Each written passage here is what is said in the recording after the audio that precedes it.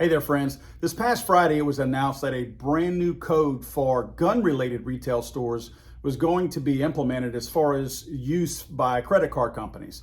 In other words, each individual store, whether it's a restaurant, a retail outlet, or whichever, has its own merchant type code that is associated with the type of business that it is. Now that store will have its own individual code that targets it as a gun-related store.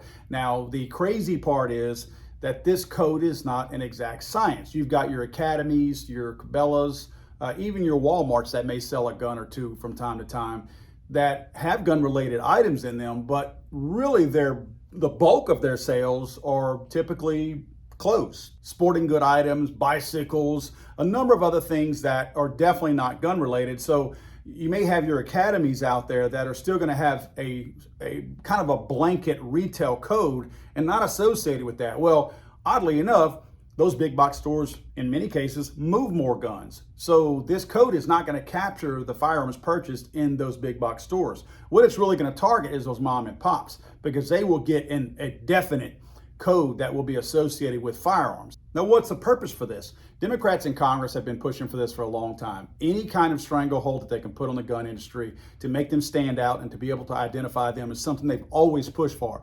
Senator Warren has pushed for this very hard. She's in Massachusetts, naturally. She's pushed for this extremely hard, and this has failed before, but she pushed and pushed and pushed, and she's actually got some of the credit card companies and banks to actually support her on this, which now they've succeeded in this, again, ever so quietly, because no one's talking about this right now. One of the banks involved that has really pushed for this very heavily is Amalgamated Bank. Amalgamated Bank has been really in bed with a lot of these anti-gun organizations. In fact, the top anti-gun organizations are directly tied to Amalgamated Bank. Very liberal, very left-leaning, very anti-gun, which that kind of goes hand in hand in most cases. So they pushed for this and they've supported this, and they are a relatively large bank. So with their push behind this within the industry, it made it a lot easier to eventually get it through. Most of the reason behind that is emotion. Of course, Uvalde and some of the other rampage killings that have happened recently have loosened people up and made them more susceptible to being bullied and being coerced based on emotion and feelings. Unfortunately, that's what the world we live in right now is, that emotions are driving legislation in so many cases, and obviously they also drive rule changes. The twisted logic behind this whole program stems from the very fact that, of course, a lot of people use credit cards, especially if you're going to perform an online purchase, which we all know, anybody with half a brain knows that if you purchase a firearm online, you are still filling out a background check. You do not skip the system in any kind of way. It is not hidden in any kind of way. Anti-gun people either lie about that or they're too stupid to know any different. However, ammunition sales, there's no such transaction, approval that has to take place. You can buy bulk ammunition and have it sent to your house. What the twisted logic behind this is that these people are saying that if for some reason they can stop or recognize at least, and then eventually stop, credit card purchases of firearms and bulk ammunition that by suspected people now, it's got to be suspicious in some kind of weird way, which that's not been defined yet. But they feel like that if they can identify that, they can send that to somewhere, law enforcement, I guess, maybe the FBI. But their goal is to be able to capture that somehow. Now, again, they've not told us what these measures are going to be. They've not defined what suspicious activity is. Is suspicious 2 guns? Is it 3 guns? Is it 5 guns? Is it 5,000? Okay, so maybe you get your definition right. Maybe you define how many guns that is that you want to be flagged. The anomaly is that none of this via a credit card transaction is going to tell you that. If you go to a gun store and you spend $8,000, automatically, they'll probably look at that and go, oh, he must have bought a lot of guns. What if you bought an M249? That's 1 gun. So why should that trigger or flag anything? Why should somebody come knocking at my door because I bought an M249? The point being that there is no way for anyone at the credit card company to know what you bought and how much of it. It could be very expensive items and you only bought a few, or it could be several items and they were cheaper. You don't have any way of knowing that. I understand that you could actually subpoena credit card statements, which are not going to be tied to this code. They will not be tied to that code.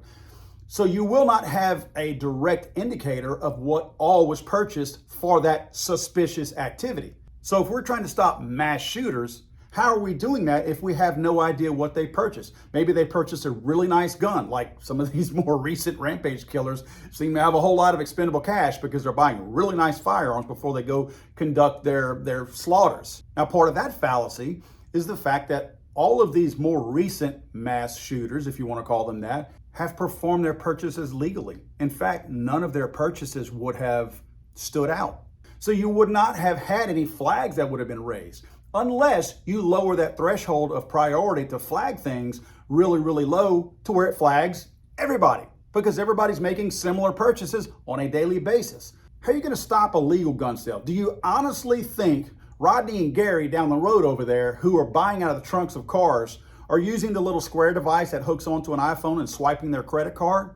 I don't think so. They're using dope money. They're using drug money. They're using the money that they've already traded other illegal guns that they've stolen and scraped the serial numbers off with.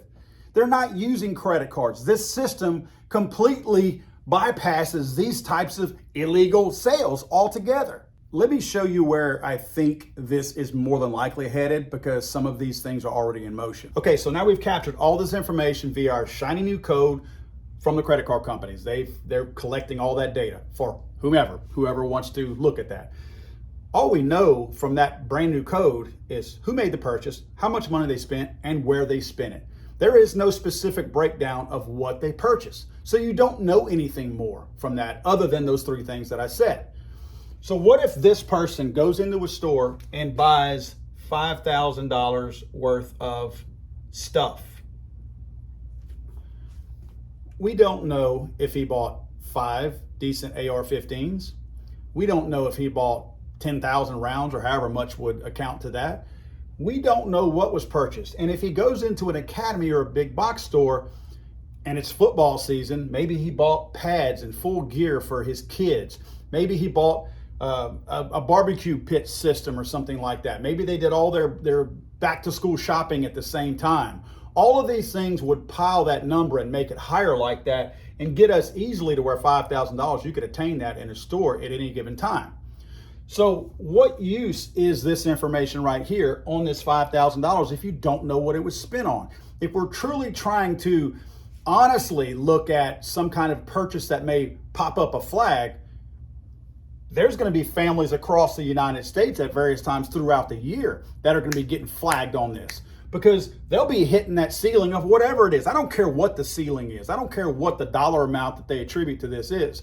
People are going to hit that on a regular basis that have no business having their privacy being violated. No one needs to have their privacy being violated. While this seems somewhat harmless right now, it's still obviously a violation of our privacy. So how do you get any value out of this? You only get value out of this whole data dump system that they're using with this new code if you couple it with the NICS system. That's the only way you get any value. You have to cross-reference these two guys right here, or else this information is absolutely useless. So let's say this guy who spent $5,000, let's say he bought 5 AR-15s. The only way this information means anything to anybody is now that whoever is monitoring all of this has access to both of these. So at some point, watch for your politicians to now want to create something where these two are going to be coupled together, because they're going to make our argument for us that this is useless without this.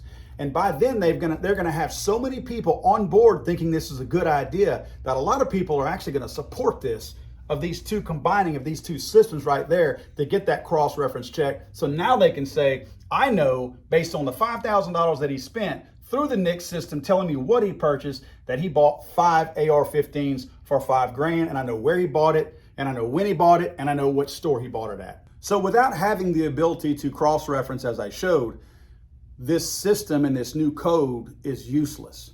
But we already know that they have this illegal gun registry that they've been developing for quite some time. And by having that, at some point, there's got to be government interaction. And what I mean by that is the credit card companies or private institutions. I know they work hand in hand, and many of them are in bed with government agencies, but they are separate. So at some point, Congress is going to have to allow this information from the credit card companies to be given to and transferred over to a government agency who is then going to have access to all of that NICS information. And then they can cross-reference that. They'll have every single thing they need. And they may get to a determination that they feel like you have too many guns and you've purchased too many guns. Paul's already purchased 12 guns this month. They haven't identified what suspicious is yet, right? They haven't identified that yet. Maybe they say 12 is the threshold. So for the month of, let's say, September, I'm done. I can't buy any more guns or ammunition because now they have records of everything that I've done, at least on the firearm side via the NICS and the credit card information being cross-referenced. So now I'm shut down. Maybe I'm shut down for the rest of the year. Maybe they think 12 guns a year is a limit. So I go and do that and I'm done for the year.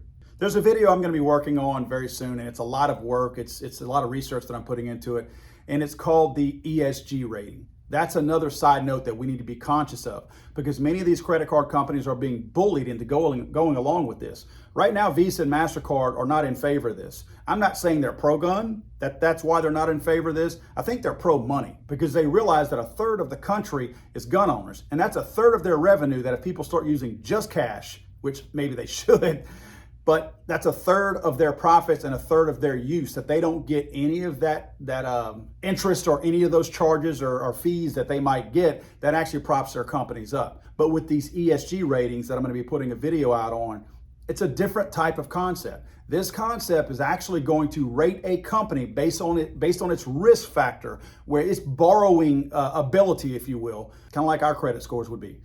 It's going to rate these companies based on environmental issues, governmental issues, and social issues. So all of that is going to come into play. So if you have a company who is opposed to these types of codes being implemented for gun purchasers, you may get a negative score or a ding against your social and your environmental even. They'll tie it to environment somehow. But those are things right there that are real things. This is not a conspiracy. You can Google ESG rating all over the place and it's going to pop up. Read a little bit on that because I'm going to be putting a video out on that real soon. And that's where we're headed in the world right now. I'm sorry, I thought this was America.